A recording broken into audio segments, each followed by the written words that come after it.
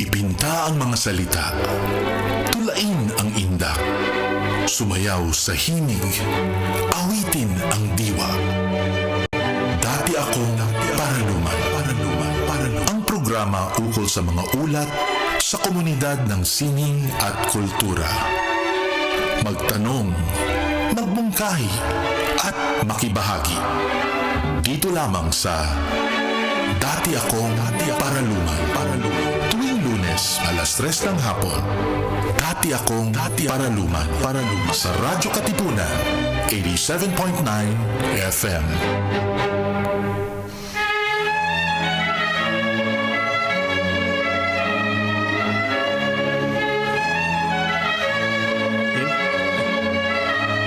Magandang araw po, muling sumasa inyo ang lingguhang palatuntunan tungkol sa mga ulat at kaalaman sa mundo ng sining at kultura. Ako po si Jay Gomez at ito ang Dati Akong Paraluman. Mapapakinggan kami ngayong live sa inyong radyo sa 87.9 FM sa inyong talapihitan sa paligid at paaralan ng Ateneo de Manila. Gayon din kami mapapanood sa Facebook Live sa aming page facebook.com/Radio Katipunan. Kung kayo ay wala sa kaligiran ng Paaralang Ateneo, maaari din kayong makinig sa ating live online radio sa mga sumusunod. radionomy.com, liveonlineradio.net at radio.org.ph at itype ang Radyo Katipunan sa search bar.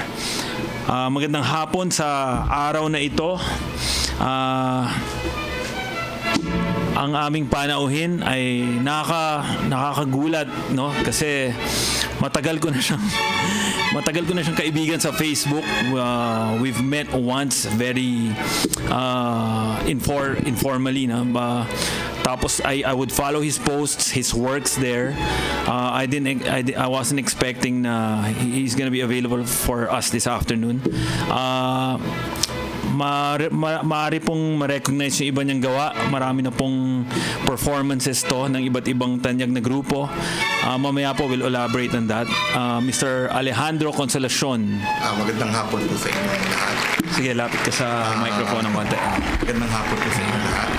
Maraming salamat sa inyong pakikinig. Okay, salamat. Nandito ka ngayon. May isa pa tayong panauhin. Familiar na po siguro siya. Yung huling episode ng Dati Akong Paraluman. Siya yung guest natin. Sound Engineer Holland Buela. Happy to be back. Okay, welcome. Bilis mo bumalik, ha? Sige. Na. Okay, nandito po silang dalawa ngayon kasi they're currently working on a project together. Pero isa rin po sa mga gusto naming highlight this afternoon is the upcoming concert of Maestro Consolacion's choir. Paki-share muna yung magiging event nyo, and then let's actually start. Ito yung grupo na binuo namin ni Holland. Ito yung tinatawag na Cantus, no? Magkakaroon kami ng konsyerto. Cantus is Latin for kanta. Or tayo umawit, no? We will have a concert this coming November 30.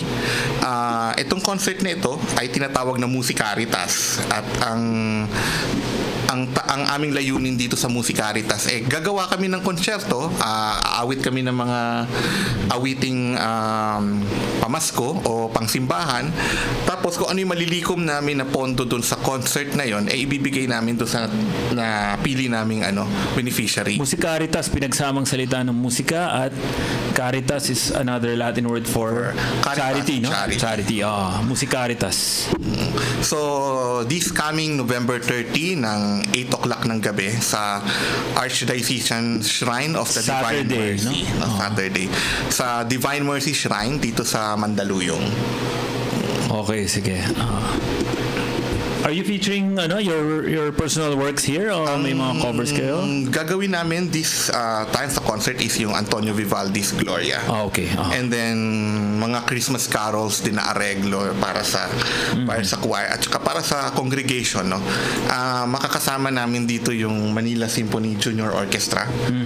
And tsaka yung aming mga kaibigan din sa sa choir na siyang magiging soloista. Cantus, how long has it been around? Since 2017. Okay, binuo nyo. Is this a all-male choir? SATB. SATB? Okay. Si Holland saka si Alejandro ay pareho po silang church organ player, no? Tama ba? You're both products of University of Santo Tomas? Tama ba? Ikaw. And you are? Ako ay sa Westminster Choir College sa US. Sa US, okay. And you majored in what? Organ. In organ. Particularly organ performance.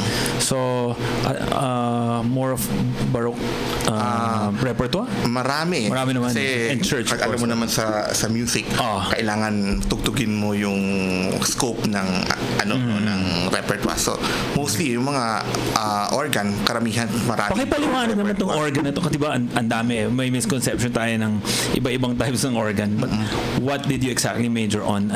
Is this the pipe? Is it the... Yeah, it's actually pipe organ, no? Lahat tayo familiar, I guess, sa tinatawag na bamboo organ just yes, sa Pinas, no? Pag tinawag mong bamboo, syempre yung pipes nun made of bamboos. Pero ang karaniwang organ is made of metal pipes, no? And then may mga wood pipes din. So, yung mga pipes na yun is set of pipes, iba-ibang pitch. Nakakonect yun sa isang keyboard, no? How would you differentiate yung napoproduce na sound, yung characteristic from each Kasi other? iba-ibang metal, pipes, wood, and bamboo. Yung to be wood, specific. Yung wood mismo is parang no? Parang flute sound, no? May mga wood pipes ka na pag sinabi mo yung pipes na yun ay flute sound. Talagang mellow yung sound. Meron din mga metal pipes na pag sinabi mo trumpet na stops. Medyo tunog reeds brilliant, yun, no? Brilliant or maliwanag na, no? May mga oboe din na sounds parang orchestral na instrumento. So, maririnig mo yung iba-ibang kulay ng orchestral instrument dun sa organ. Saan mo ginagamit ang metal? Saan mo ginagamit ang kahoy? Preference? Well, kasi siya minimix mo na talaga siya It's just happened that it's naturally you have to use them together. Pero, of course, kung kailangan mo ng mellow na sound, hanapin mo yung mellow na stops. Garantisado may wood pipes doon. Halimbawa, in the case of bamboo organs sa Las Piñas, nakasalpak na yan, di ba? Ang lalaki niyan eh. So, do we still have those kind of churches na permanent fix na yung Normally, ang pipe organ is naka-fix talaga. Hindi yun kasi transportable na na instrumento. Ang pipe organ is ginagawa ng, kunyari, ng mga gumagawa ng organ, tawag doon, organ builder. Dinidesign nila yon kasama ng disenyo ng simbahan.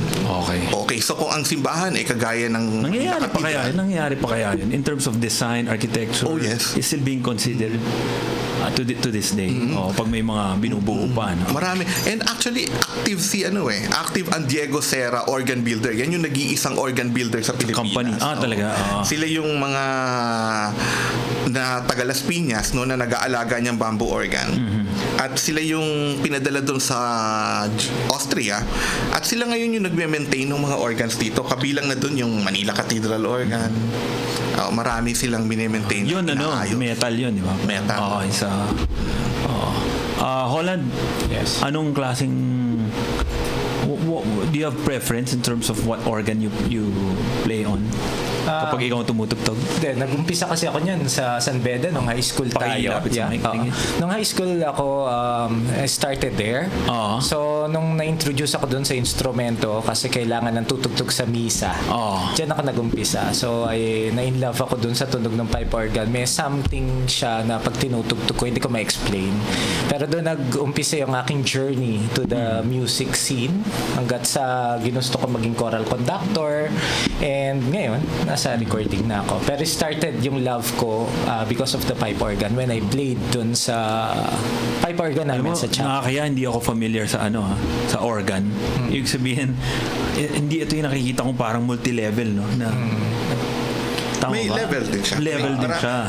Habang lumalaki ang Puro simbahan, electronic organ nakikita ko eh. habang lumalaki ang simbahan, lumalaki ang dami ng pipes.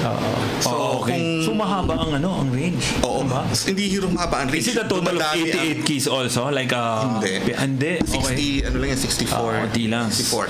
Pero dumadami ang And then you consider the pedal, which, di ba? Yeah. Pedal. Actually, very related dyan sa flutes. Oo. So, imaginein mo lang, per flute, isang nota lang yun na produce niya. So per pipe ganun siya. So 'di ba nag-flute ka. Ganun din 'yon. Kung may metal metal mouthpiece, 'di ba? Iba rin yung tunog ng wooden, no. So para magkaroon ng iba-ibang sound 'yan. Kaya may iba-ibang material. And per ano 'yan, tube. Isang note lang 'yan. So they have to combine a lot of Then yung manuals is used for ease of kasi tandaan mo ginawa 'yan many years ago. Wala pa nga kuryente noon. Ang naalala ko nga, yung proseso ng how they try to dried up the bamboo yung sa Las Piñas. Binoon pa ata nila yan sa buhangin. Sa buhangin. Kasi noon, si Diego Serra, wala siyang material. Kasi nasa Asia siya. Is he even a Filipino? Diego Serra? Spanish siya dito. A missionary.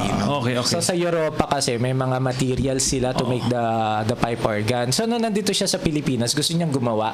Kaso, he has to make use of kung ano yung meron. Which madami doon sa lugar niya, mga bamboo. Ang problema, kinakain ata yan ng mga kung ano mang termites. So yun yung process na ginawa niya. Very innovative yun kasi tanda mo, mga 300 years ago to na gumawa sila nung ganong idagdag ko lang yung paggawa ng bamboo organ. Hindi yun ang tagal nun.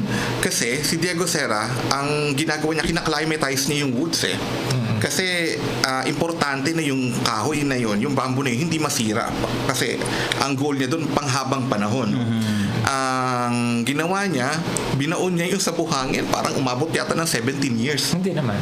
2 years. 2 years. 2 years. Tapos doon mo palang malalaman kung tutunog yung bamboo na yun, kung tama yung pitch nun or Which na-prove niya na kasi hanggang ngayon buhay yung organ. Tumutunog yun hanggang at hindi na-termite, hindi na aanay So sa concert, anong makikita namin? Will we see you perform on this? Yes. Ang mangyayari nito is together with the choir? Since walang pipe organ yung churches, karamihan kasi natin dito sa simbahan natin, wala tayong pipe organ, which is okay, no? Kasi alam mo, may kamahalan ang organ. So ngayon, may solusyon kaming ginagawa na parang, kasi may mga piyesa na kailangan mo ng ganitong instrumento, kagaya ng Vivaldi. Na Gloria. So ang ginagawa namin, magdadala kami ng isang keyboard na may kakayahan na mapatunog mo na parang totoong pipe organ. Kasi ngayon, and he wrote that intended talaga to be played on may continuo, parang mga baroque organs. Kasi ito. Ginawa talaga. Saka tinulungan tayo dyan, may mga nag-sponsor ng instrumento. Kasi yan, ang problema natin, resources ngayon. Tandaan mo, this is a charitable cause, no? So, pasalamat tayo dun sa tumulong sa atin na magpapahiram ng organo na gagamitin. Digital na lang to kasi syempre hindi naman tayo pwede wala nga pipe organ. So sige, pakiulit lang yung detalye ng concert. Anong oras? So ito ay ang tinatawag naming Musicaritas 2.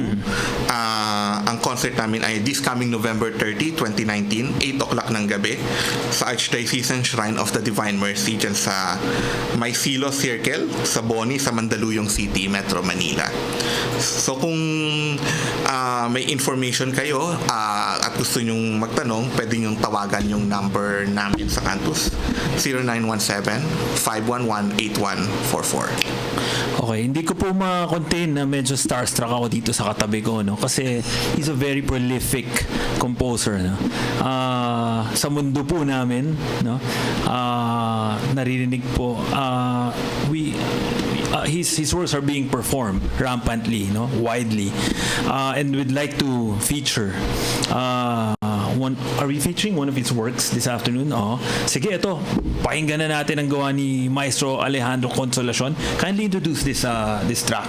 Ito yung Alleluia, no, na kinompose ko noong 2002. Ito'y komposisyon para sa koro, a cappella, na inawit ng isang Korean choir na pangalan Ansan City Choral. So, personal request ko to kanina bago nag-start yung so itong program. Alleluia na to, marami nang gumawa. May gumawa na rin ng version para sa orchestra. And it was actually one of the winning pieces, no, of the Manila Symphony Junior Orchestra when they competed last year in Europe. Parang Manila Symphony Junior Orchestra is a training ground to become a professional member of the Manila Symphony Orchestra, no? So let's listen to this Alleluia by Alejandro Consolacion.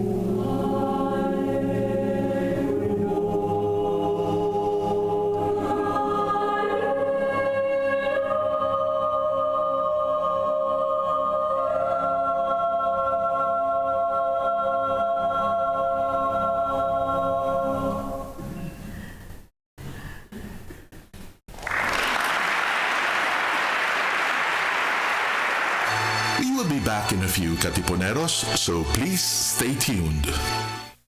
Follow at Radyo Katipunan in our social media accounts on Facebook, Instagram, and on Twitter.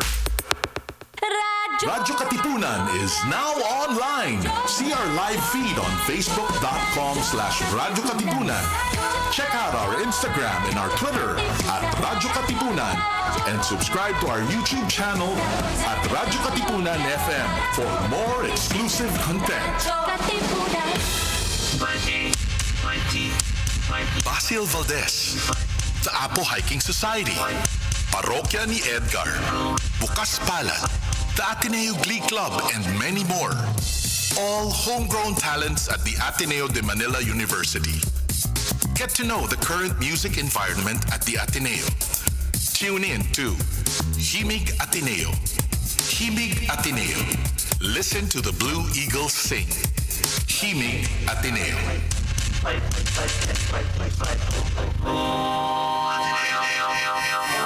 Rejoice, refresh, renew, and reflect. Join us for an hour of music that uplifts the soul. Listen to your favorite Jesuit music ministry artists.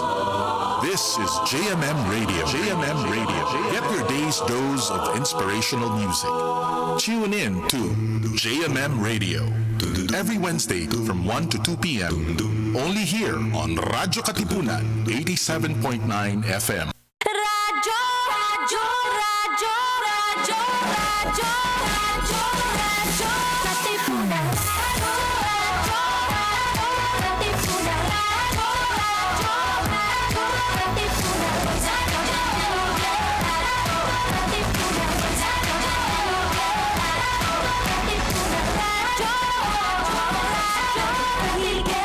radyo, Katipunan.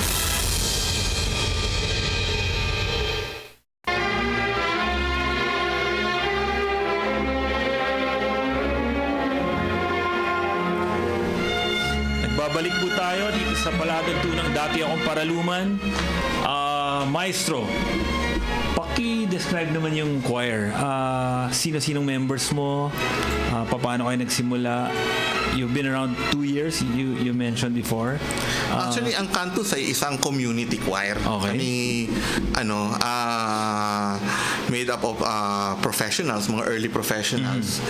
Ang grupo, kumakanta sa kasalukuyan sa Santuario San Antonio, dyan sa Forbes Park, every Saturday, third Sa Saturday. masses. Sa masses. Okay. And then, iba-iba din yung mga pinanggalingan naming kurso, no? Hindi naman din kami lahat mga musikero.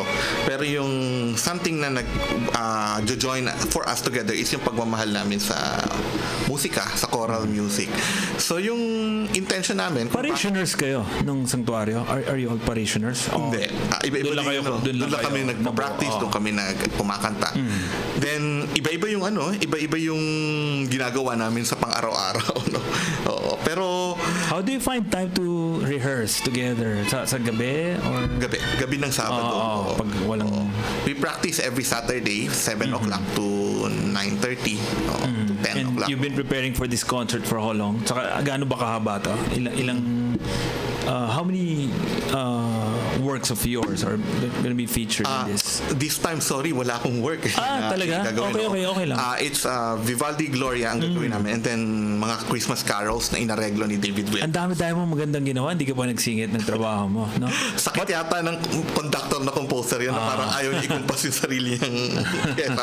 Pero it's also nice kasi gustong-gusto ko din namang yung mga member ng Cantus na maka-experience ng iba ding composition, hindi lang yung gawa ko. Importante din yun sa... So itatanong ko to pag inaaral niyo isang kanta na hindi English, hindi Tagalog, do you actually teach them the language? O at least yung translation lang? Or Yes. para may comprehension, di ba? Of course. Tamang phonetics, Kagaya doon sa Gloria, napakahalaga doon na i-meditate muna namin kung ano yung kahulugan ng words.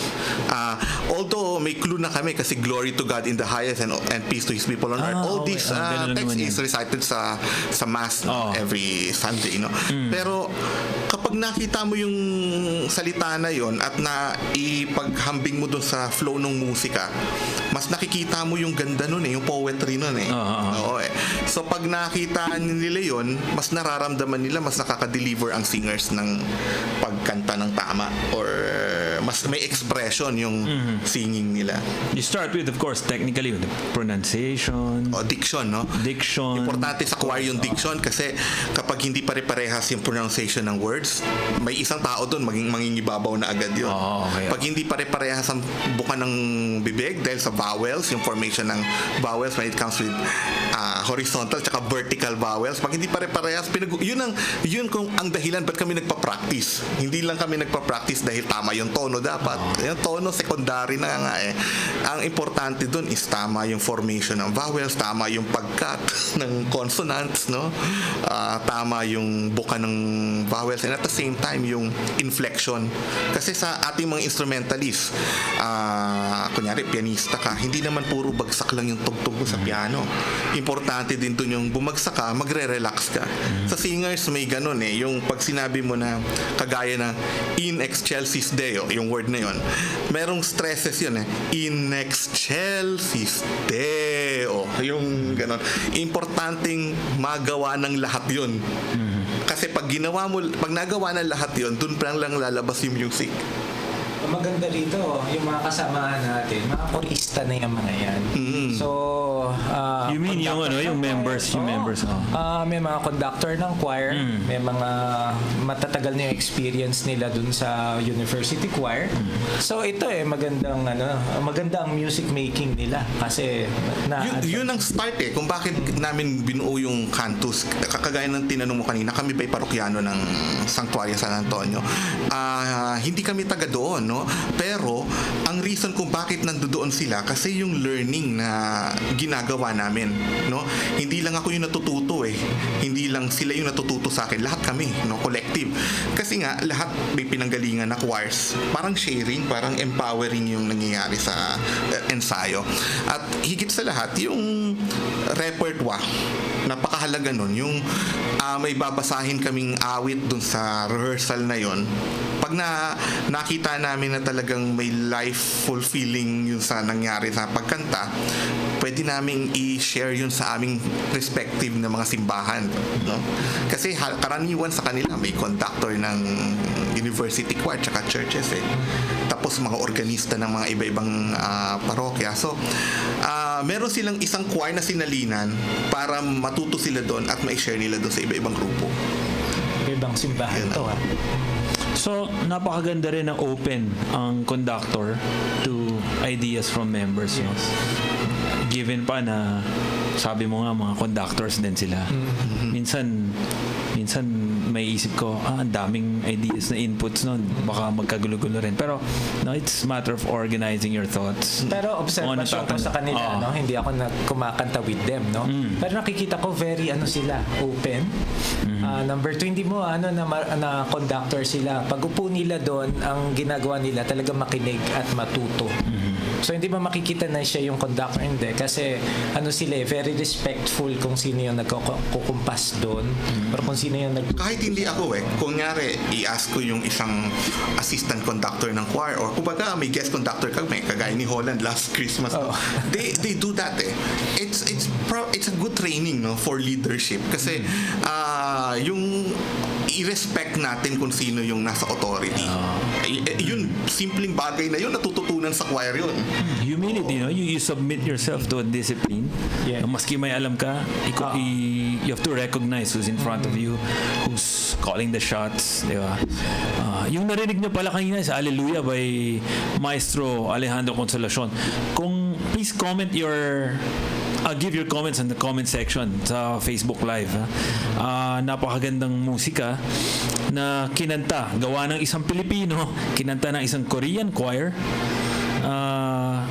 I think you can catch that on YouTube, no? Anong pangalan uli ng choir? Ansan City Choral, no? Ansan City Choral. Lately lang nila kinanta yan sa isang symposium sa US. Pwede ko bang itanong to? Gusto ko lang malaman to, no? How do they seek your permission to perform this? Nakita mo ba sila? Did you meet them personally or did they write to you? May mga pyesa kasi ako na nakapublish. Nakapublish. So yung mga 2001 naman yung mga matatanda ko ng piyesa na publish na. So, kapag may mga ganong, kunyari, may mga foreigner na gustong umano, they go directly to sa publisher. And then, alam mo naman sa, Sila nang magkakaroon ng kalakaran. Oo. No? Oo. Kaya, it's a surprise sa akin kapag nakita ko sa YouTube na, may kumanta nito. And then, pag parang So birthday presents. they have to go through that process sa publisher. Publisher nang bahala how to deal with you, no? Pero paano yung delivery ng yung quality? May mga grupo may ano ka na doon? Yes, may mga grupo na mismo yung conductors magme-message sa akin. Okay. And they will ask for advice kung ano yung, or not advices, sometimes questions, no? Very good questions. Ano ba yung gusto mong mangyari rito? Yun yung kagandahan because alam mo nung ginagawa sa akin yan ng mga ng mga conductors na gumagawa ng piyesa ko, na-realize ko nung ako yung naging conductor din, yun na rin ang ginagawa ko sa mga composers na ginagawa namin sa Cantus. Tinatanong ko yung mga composers na anong gusto mong mangyari rito? Maganda yung nagki-create ka din ng relationship dun sa conductor, composer, performer. Saka hindi lang yan. Minsan, in-invite ka nila mismo na magpunta dun sa koro nila. Ito bang ito pilay natin actual performance ng Korean choir? Yes. Were you there? I was not there. Hindi na. How did you like the rendition? I really love it. Ganda no? It's really good. The composition per se, I would say, is comparable to that of Adagio for Strings by Samuel Barber. It's plainly string orchestra kasi yung Adagio for Strings, naalala ko, narinig ko yan sa Platoon nung binabaril na si Charlie Sheen. Tumatakbo siya patakbo ng helicopter. So yung piloto had to choose between waiting for him pero baka abutan sila ng kalaban or iwanan na nila siya.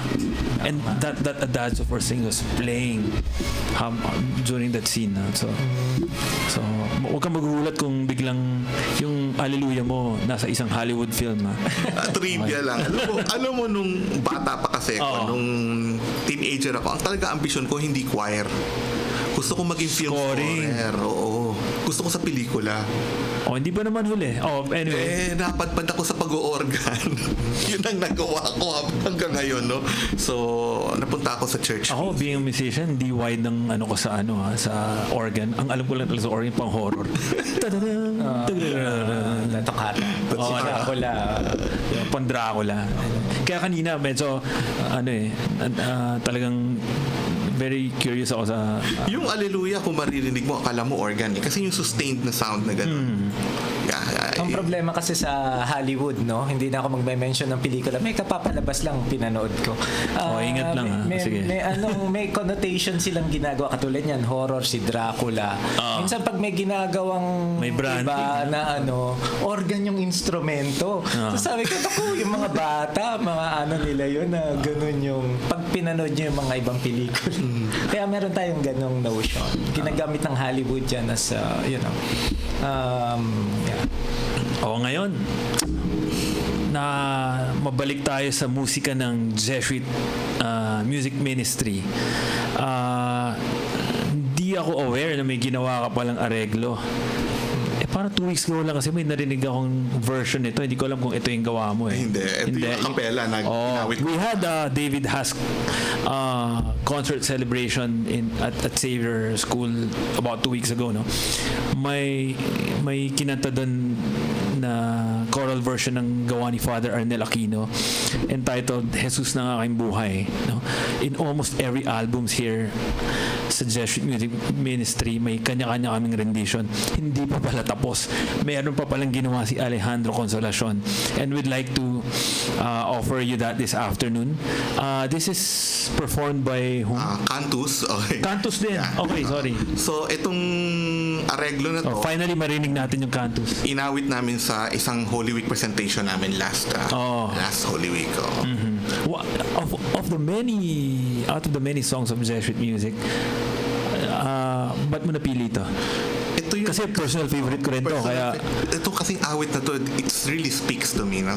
Yung text niya mismo, yung I hope Father Arnel is listening.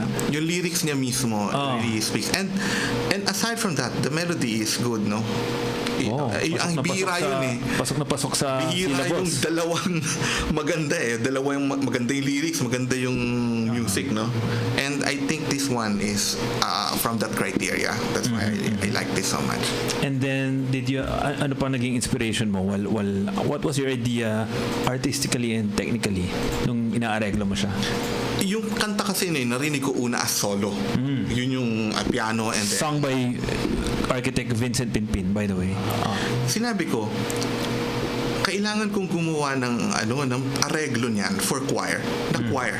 Okay. So paano ko gagawin yun? It's a really challenge kasi unang-una maganda yung kanta. Kapag hindi ko binigyan ng justice yun, medyo nakakatakot on my behalf, no? So doon ako na-motivate yung ma-challenge, no? Yung ma-push ka na So ang ginawa ko dito, technically walang solo. No, so abandon natin yung original na gawin natin purely choir and then piano. Pero paano natin ma-maintain yung integrity ng kanta? Ngayon ko lang din madidinig to. So, tingnan natin kung nagawa niya yung gusto niya mangyari. Huhusgahan natin siya pagbalik natin.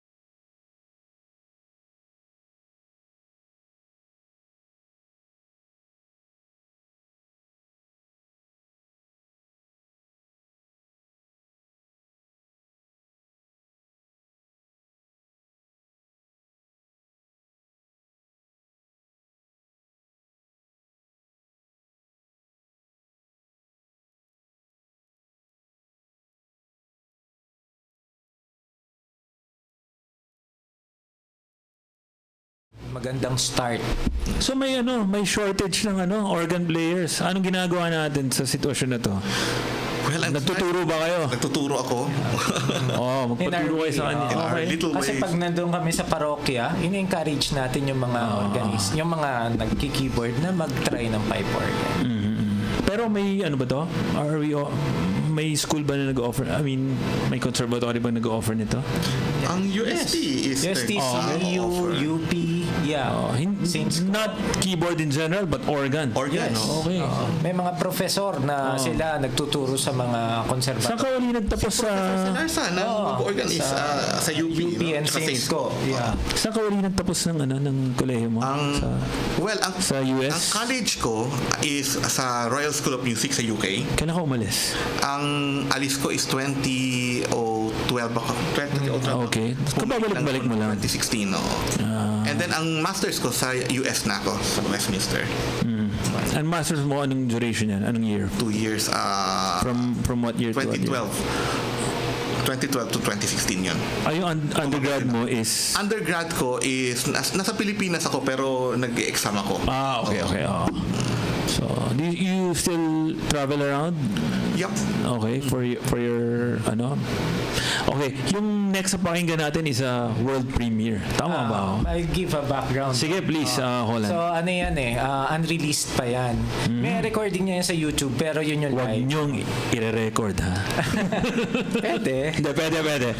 Kasi nandyan na yan for this program lang. Pero just a story, no? Di ba galing ako sa Zamboanga? Batiin ko lang yung mga pinuntahan ko doon na choir, yung Zamboanga Hermosa Choral, no? So dinala ko yan bilang regalo namin. Kasi yung choir na yon, yung Zamboanga Hermosa Choral, para din yung Cantus. It's a community choir na iba-ibang churches. Tapos tumutugtog sila, kumakanta sila doon sa community. So dinala ko yung music niyan, pinarinig ko sa kanila, maganda yung response, no. So ito unreleased ito, ni-record namin ito ng live ng sabay-sabay yung sabay yung koro, sabay yung mga instrumentalist. So itong version na ito, hindi pa ito yung mix na ito para sa inyo lang. Anong instruments maririnig namin dito? Piano, strings, tsaka timpani. Percussion. Okay. Yung Sige. note ko lang is gustong-gusto ko yung text na to. Yung text ng kantang to is from 1 Corinthians chapter 13. Ito yung pang second reading ng wedding, no? Pang mga wedding mass. Ito ba yung... Love is patient, love is kind. Sige, paki-introduce lang yung choir. So ito yung The Greatest of These, no? Sung by Cantus. Cantus. Last 2018. Kailan lalabas to? I-release. We're planning to Again, release. it is a premiere, ha? Yeah, we're planning to release singles. Singles. Sige. We'll be here this in the concert. Yeah. Dun sa upcoming concert. Okay, for the last time, pakiulit yung detalye ng concert. Kailan, saan?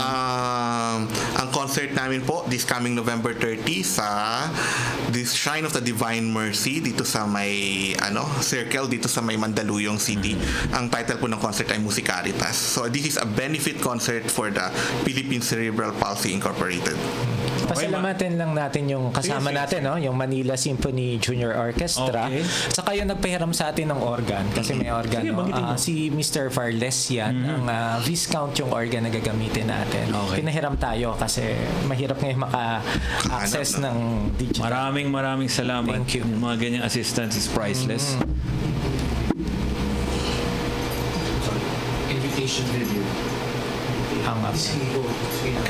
Okay, maraming salamat. We'd like to leave you with this piece by Alejandro Consolacion. Ito po ang Dati Akong Paraluman. Hanggang sa muli, next week, Monday, I'm featuring Diwa De Leon, who's fresh from Los Angeles. He will share with us his stint there. Pero I think there are long-term plans of na manatili siya sa sa Estados Unidos. So catch next week's episode. Thank you very much. Ito ang Dati Akong Paraluman, Jay Gomez.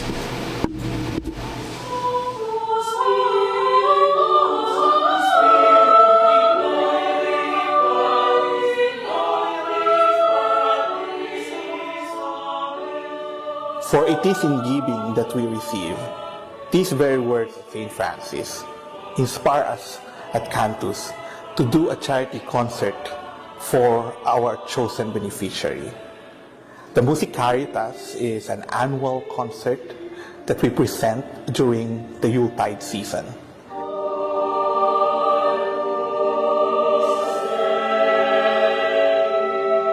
And for this year, we have chosen Philippine Cerebral Palsy Incorporated to be our beneficiary.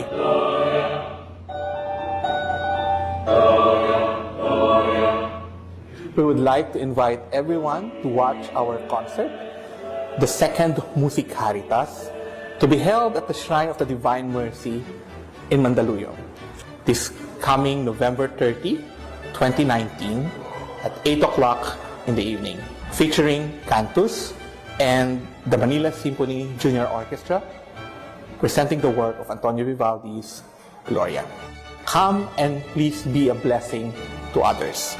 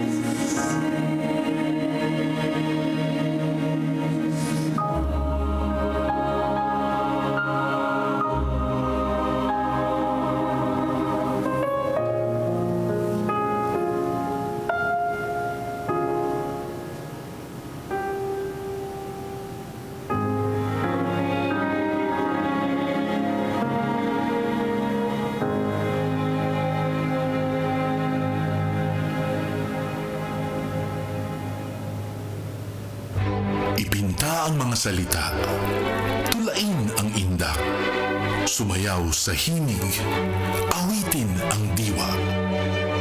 Dati akong Paraluman.